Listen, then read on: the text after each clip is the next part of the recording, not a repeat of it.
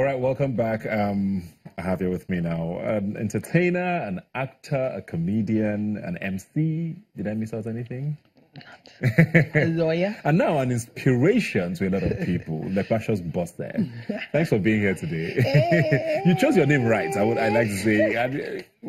Did you see the side coming? Because I know you were Lepacious Bose at the time and you were being sarcastic. Yeah, I was. With the name. But it looks like we're getting there. Honestly, it's amazing. It was absolutely not my intention. I was just being, I was just thinking outside the box, and I was thinking everybody else seemed to call me Orobo or Fatty Bom Bom or something, and I was like, okay, why would you think that? What can't you see? You need to see inside, because inside.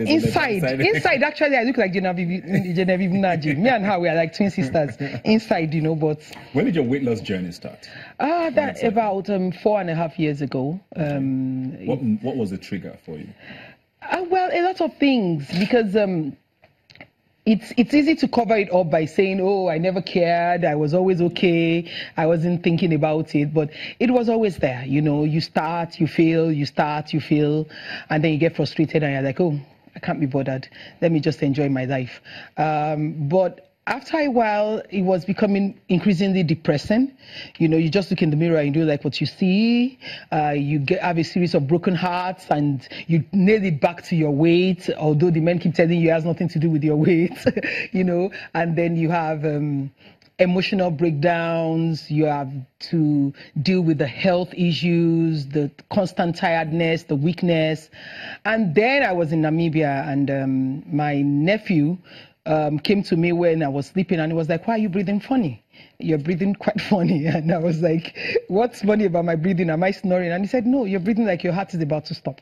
And I think that was actually the biggest turning point for me. I mean, when a 10-year-old tells you that, you're like, no. So what did you do exactly? Was it just all diet and exercise? Yeah, well, it was a lot of start and fail. You diet, you do exercises, you get frustrated, you stop again. The only difference this time was that I didn't give up. Yeah. It was that's just the only difference. Unlike before, when you do it for a month and then you're tired and you can't go on. How much weight have you lost? Initially I lost 115. Then I gained 115 kg. Yeah, trust me, I was weighing 210 kg. I was weighing 215. Yes. That's like 2 human beings. Yes, completely 2 human beings. And then I gained about 25 back, and now I've lost about 8 out of that, so we're good. I gained actually about 30 back. Okay, that's impressive. Oh well, yeah. Because I also saw a lot of people online then saying, "Oh, it had to be surgery," and I can probably see why, because of that much. When you lose that much weight, people don't believe it. Yeah, when you saw comments like that, what were you thinking? Well, I don't blame people. I don't blame people for thinking the way they do. Oh yeah, I did a bit of skin removal and all that, but you can still see how it is. Yeah. It can't come back to how it used to be. Yeah. People are entitled to their own opinion. Their struggle is not my struggle, okay? But what I always tell people is, whatever it is that you need to do to get to where you want to get to, it's up to you.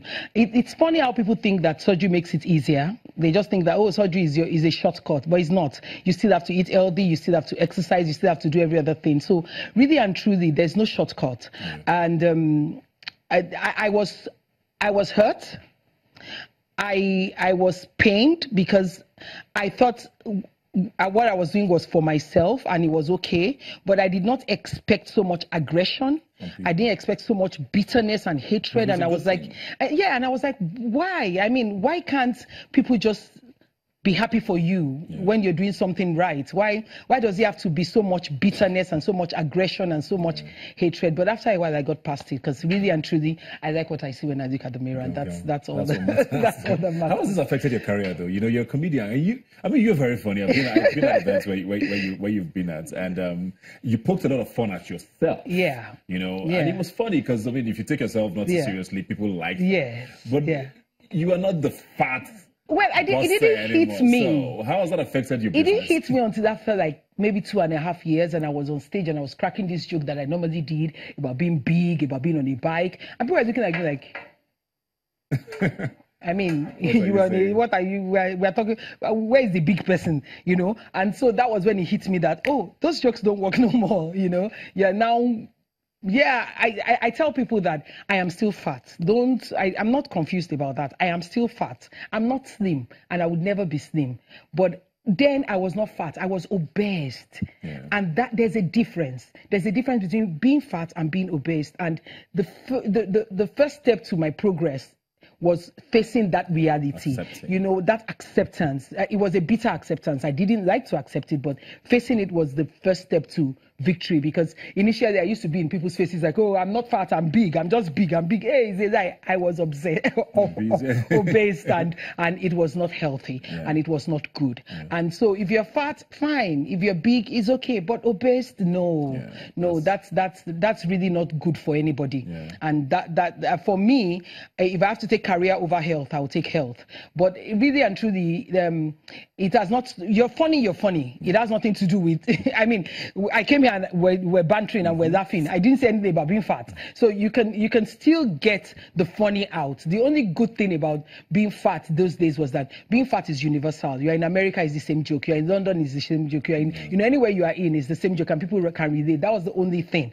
And now it's more difficult because now you've lost weight. If you say something funny about being fat, other people feel that you're trying to jab at other people who have not lost weight, so it's not the same anymore. But apart from that, really and truly, the only difference is in acting.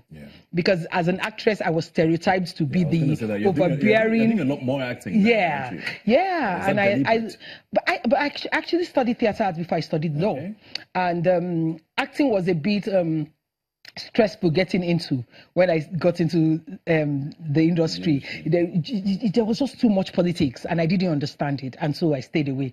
And but comedy was, you need a platform, you get the platform, you prove yourself, that's it. You know, I think now it's a bit more stressful, but then that was the difference. So I stuck to what I knew, I stuck to what I understood, and then so I think most people call me for acting now because I'm the Lepacious Bose. So I think it was a good platform to get to the next level.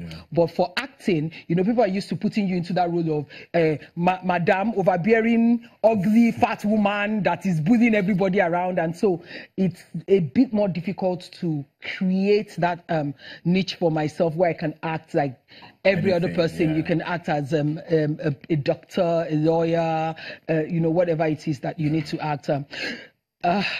One day I will act as somebody's love crush. One day they will give me a role where a man will actually be in love with me. One day it will happen. One day.